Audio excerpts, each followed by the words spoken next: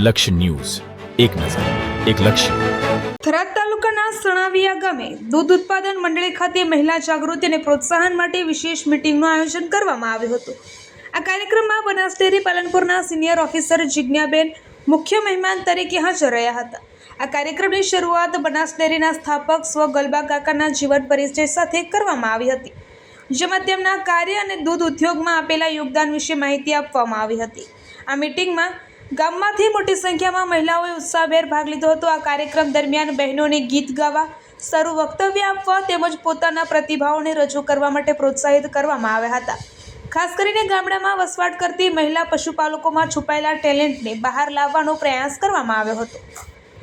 આ ઉપરાંત પશુપાલનમાં પશુઓની યોગ્ય કાળજી, દૂધ ઉત્પાદન વધારવાના ઉપાયો તથા દૂધની ગુણવત્તા જાળવવા અંગે મહત્વપૂર્ણ માર્ગદર્શન આપવામાં આવ્યું હતું. આ સ્પર્ધામાં ભાગ લેનાર બહેનોમાંથી પ્રથમ ક્રમે આવનાર વિજેતાને ઘર ઉપયોગી વાસણ આપીને સન્માનિત કરવામાં આવ્યા હતા. તેમજ તમામ ભાગ લેનાર બહેનોને બનાસ ડેરી દ્વારા મિનરલ મિક્સચર પાવડર ભેટ રૂપે આપવામાં આવ્યો હતો. આ કાર્યક્રમ દ્વારા બહેનોમાં આત્મવિશ્વાસ વધારવા સાથે પશુપાલન ક્ષેત્રે નવી માહિતી અને પ્રેરણા મળી હોવાનું જાણવા મળ્યું છે.